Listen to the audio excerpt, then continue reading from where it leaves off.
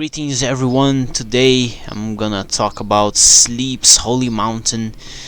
Before I made a video on Dope Smoker, and that still is one of the best albums I've ever listened.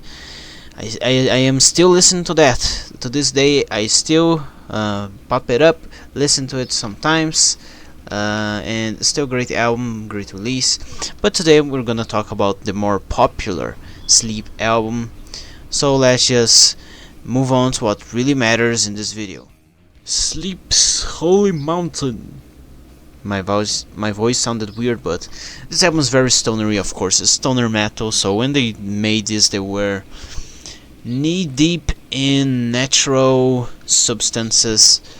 This album, I was expecting it to be more like Dope Smoker, very doom metal, very obvious mix of doom metal with stoner metal, but this album is not really that much influenced by doom metal, and the vocals they really differ from one song to the next one.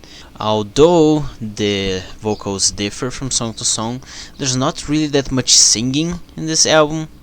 If this album had like 50 lines of lyrics, it would be too much even. So there's even a few songs that are instrumentals, and I find that really interesting. Now the vocals are really different, but at the same time there's not that much singing in this album. Without further ado, let's actually talk about the songs and not the overall sound. The first song is Drogonaut, a fun song, and it kicks the album really well. It's a song about some stone dude or a wizard or something like that riding a dragon from Earth to Mars. This one is the more interesting one, sound-wise, and the vocals I find them more interesting in this song. Then we have Druid. It has crazy, let's say it, crazy acid vocals, and the instruments are somewhat very aggressive at times. It's the more heavier song from this album.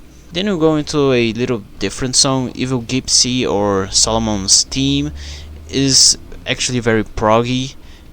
Comparing to these other songs, it's not as that much a stoner metal song, but more like a progressive metal song.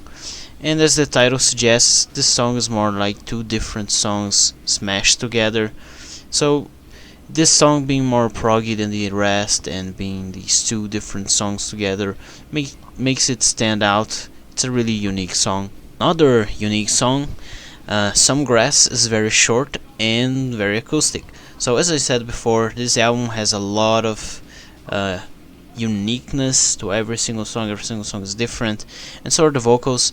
This song, Some Grass, I believe is the first song which has no vocals. The others had it, so fully instrumental song. And there's only actually one other song that I believe is instrumental in here. We're gonna get to that in a few seconds. Actually, we get the song Aquarian, which talks a lot about Atlantis, and such. And it also ends with something that I really like, which is sound effects of a submarine sonar.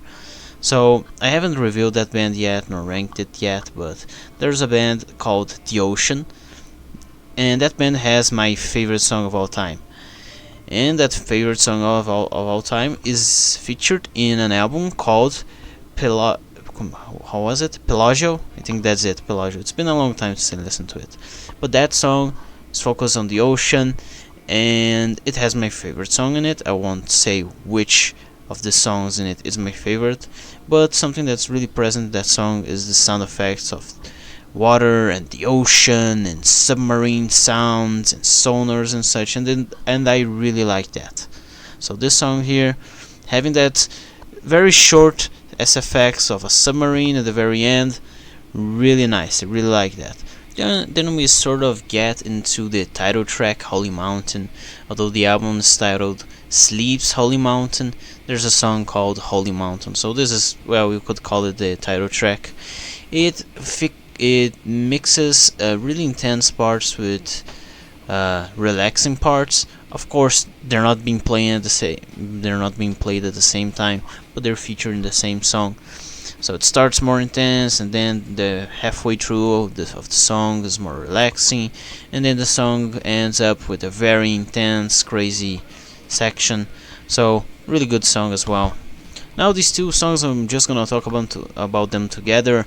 We have Inside the Sun and From Beyond, and these two songs are the closest things to King Gizzard and the Lizard Wizards Infest the Rat's Nest album. That album is not my favorite album from that band, but it's definitely the one that I listen to the most.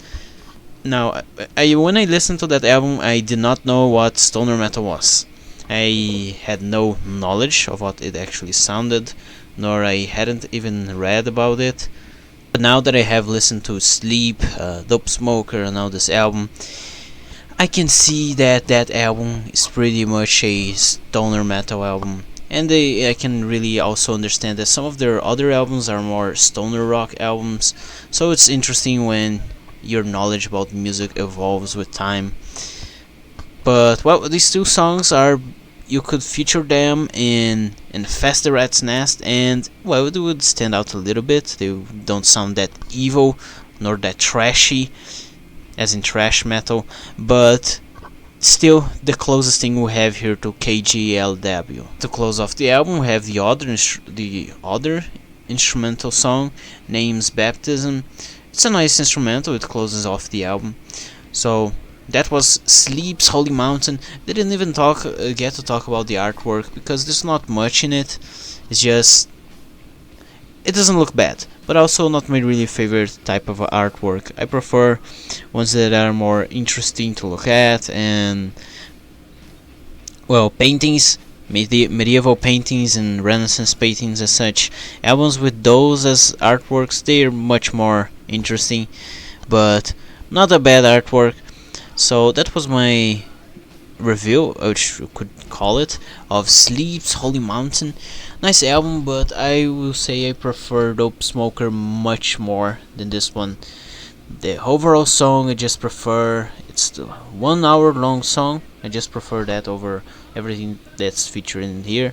And the artwork also is better than this one, so I prefer Dope Smoker, much better album. Leave in the comment section if you bother to comment, or if you're even in at this part of the video, but leave in the comment section your thoughts on Sleep's Holy Mountain, and subscribe. Until the next video.